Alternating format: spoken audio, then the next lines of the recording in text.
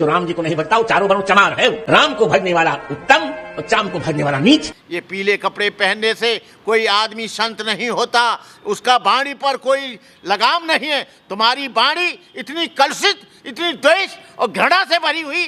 रामभद्राचार्य जी, हम तो जानते थे कि आप संत हैं, लेकिन आप संत नहीं हैं। आपकी वाणी में बहुत कर्कश वाणी बोलते हो, बहुत खराब वाणी बोलते हो। वाणी से नहीं लगते कि आप संत हैं, व्यवहार से भी नहीं लगते कि आप संत हैं, क्योंकि आपके अंदर जातिवाद कूट कूट कर भर दिया गया है। उसमें जो ईंटें लगी हैं राम मंदिर में, और राम मंदिर का जो निर्माण हुआ है वो राजस्थान के चमारों ने, मेघवालों ने और बैरवाओं ने और वहाँ के आदिवासियों ने किया है। और जो पत्थर तोड़ कर लाए हैं वो भी वही गरीब लोग लाए हैं। ये मंदिर भी कैसे पवित्र हो सकता है? ये मंदिर भी नीच हो गया, ये मंदिर भी ठीक नहीं है। इस मंदिर में भी पूजा मत करो। तुम लोग इस तरह का भाषा जब उससे मंदिर बनवा लेते हो, मंदिर अच्छा कर लेते हो, मूर्ति को पैरों तले बैठकर यहाँ का चमार बनाता है, यहाँ का लुहार बनाता है, यहाँ का सुनार बनाता है, यहाँ का व्यक्ति बनाता है, उन लोगों को आप नीच कहते हो, यादवों को नीच कहते हो, कुर्मियों को नीच कहते हो। हम जानते हैं जो ब्राह्मण नहीं है वो तुम्हारी दृष्टि में सारे नीच हैं। जो ब्राह्मण नहीं है वो सब गलत हैं। जो ब्राह्मण नहीं है, आपका जाति में, ब्राह्मण जाति में जन्म हो गया, आप अपने आप को श्रेष्ठ समझने लगे, लेकिन तुम्हारी वाणी ऐसी नहीं है कि तुमको श्रेष्ठ कहा जाए। तुम्हारी वाणी ऐसी नहीं है कि तुमको हम लोग ब्राह्मण माने। ब्राह्मण हम उसी को मानते हैं जिसका कर्म अच्छा है, जिसकी वाणी अच्छी है, जिसका व्यवहार अच्छा है, जो मृदु बोलता है, मधुर बोलता है, अच्छा बोलता है, ठीक बोलता है, जिसकी वाणी में द्वेष नहीं है, घृणा नहीं है, वैमनस्यता नहीं है, कलुषित भाषा नहीं बोलता। आप अपने ब्राह्मण होने का सर्टिफिकेट कहाँ से ले आए? ब्राह्मण होने का सर्टिफिकेट तो उसकी वाणी देती है, उसका व्यवहार देता है। मैं कहता हूँ कि आप भविष्य में ऐसे शब्दों का प्रयोग करेंगे तो ये देश में मुश्किल हो जाएगा।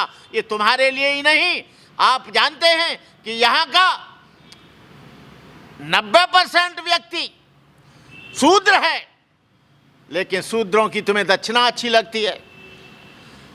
56 भोग लगे तो उसका हलवा अच्छा लगता है, यादव का दूध अच्छा लगता है, कुशवाहा की सब्जी अच्छी लगती है, कुर्मी का गेहूं अच्छा लगता है और चमार के आलू अच्छे लगते हैं।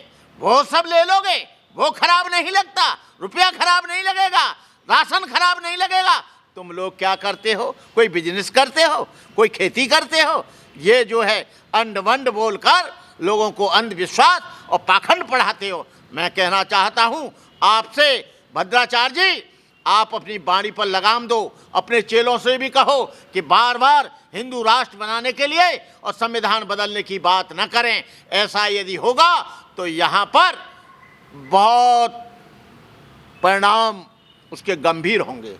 मैं इन्हीं शब्दों के साथ यहाँ के बैकवर्डों से, यहाँ के शेड्यूल कास्ट से, यहाँ के ओबीसी से, यहाँ के दलितों से और अम्बेडकरवादियों से और यहाँ के भीम सेना से, समता सैनिक दल से, भीम आर्मी से निवेदन करूंगा, जो इनके सींग निकल आए हैं उन सींगों को तोड़ने का काम नौजवानों आप करना, नहीं तो हम लोग घायल हो जाएंगे। आप तैयार रहो विषमता से लड़ने के लिए, समता स्थापित करने के लिए आप तैयार रहो। मानवता के लिए जो अवाम भी ये बात करते हैं, आप तैयार रहो जुल्म से लड़ने के लिए, अत्याचार से लड़ने के लिए, और आप कुर्बानी देने के लिए और शहादत देने के लिए आगे आओ। वक्त आ गया है, हम लोग अब ऐसे नहीं जिएंगे। पुरानी पीढ़ी के, नई पीढ़ी के लोगों में अंतर है। आज हमने संविधान पढ़ा है, संविधान पढ़कर हम जाने हैं कि हमारा अधिकार क्या है, हमारा राइट क्या है, हमारे फंडामेंटल राइट्स क्या हैं। बाबा साहब अम्बेडकर जब तक रहेंगे, जब तक उनका संविधान रहेगा, तब तक यहाँ समता रहेगी, मानवता जिंदा रहेगी, इंसानियत जिंदा रहेगी, भाईचारा जिंदा रहेगा।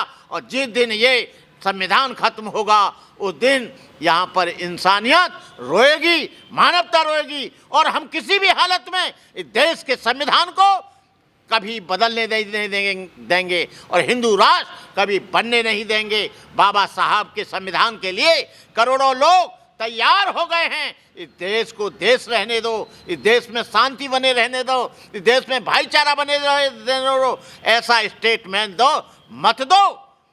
आज हम लोग इससे बहुत चिंतित हैं कि लगातार अंड वंड स्टेटमेंट आ रहे हैं, कथावाचक कुछ कह रहे हैं, संविधान बदलो, हिंदू राष्ट्र बनाओ, चमार नीच है, कुम्हार नीच है, धोबी नीच है, कहार नीच है। और इतना ही नहीं इन्होंने किया, अखिलेश की कुर्सी को इन लोगों ने गौमूत्र से और गंगा जल के पानी से धोया।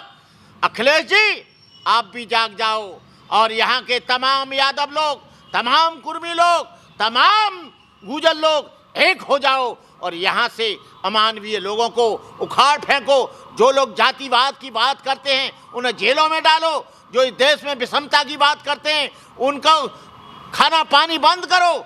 जो जाति अपने आप को सर्वोपरि मानती है, भगवान का अग्रदूत मानती है, भगवान का और पुत्र मानती है, ईश्वर का और पुत्र मानती है, ऐसे लोगों की मान्यताएं खत्म करो। मैं इन्हीं शब्दों के साथ आप लोगों से रजा चाहता हूं, बीसी के लोगों से, बैकवर्ड के लोगों से और बाद में मैं शेड्यूल कास्ट के लोगों से कहूँगा कि आपको घबराने की बात नहीं है।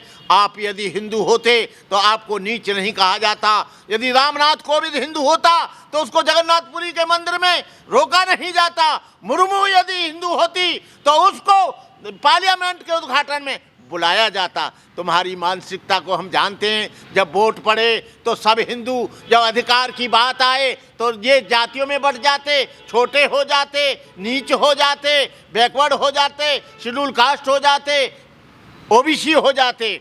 इस मानसिकता को बदलो। आज ओबीसी पढ़ा लिखा है, तुम्हारे हर पाखंड को जान रहा है, तुम्हारे हर नियम को जान रहा है। और राम मंदिर बन जाने से कौन सा लोगों को रोजगार मिल जाएगा? राम मंदिर बन जाने से कौन से लोगों की भूख मिट जाए? केवल एक जाति का जो वहां पर पुजारी हैं, राम भद्राचार्य जैसे, वो फ्री फंड में दक्षिणा लेंगे, अपना जीविकोपार्जन करेंगे। यदि कॉलेज बने तो वहां से शिक्षित आदमी होगा, यदि हॉस्पिटल बने तो उसका इलाज होगा। उस पर जोर नहीं दिया जा रहा है, मंदिर पर बहुत जोर दिया जा रहा है, क्योंकि मंदिर में ये बैकवर्ड के लोग, शेड्यूल कास्ट के लोग घंटा हिलाएं और वापस आएं, भिखारी बन जाएं, शिक्षित ना हो, इंजीनियर ना बने और डॉक्टर ना बने, आईएएस ना बने, आईपीएस ना बने, इस देश में हिस्सेदारी में शामिल ना हो। इसलिए आप ऐसा पाखंड कर रहे हैं। ये देश के लोगों, चाहे वो कोई भी मंदिर हो, चाहे कोई भी बुद्ध मंदिर ही क्यों ना हो, मैं देश के लोगों से कहना चाहूँगा, आप मंदिरों में जाना बंद करो, कॉलेजों में जाना शुरू करो, स्कूलों में जाना शुरू करो, अस्पताल बनाओ, शिक्षा संस्थान बनाओ, जिससे जब तुम्हारी बुद्धि को ही कुंठित कर दिया जाएगा, जब तुम्हारे मन को ही दूषित कर दिया जाएगा, तुम्हारा मन ही तुम्हारा पवित्र नहीं रहेगा, कैसे कह सकते हैं कि आप लोग धर्माचार्य हैं?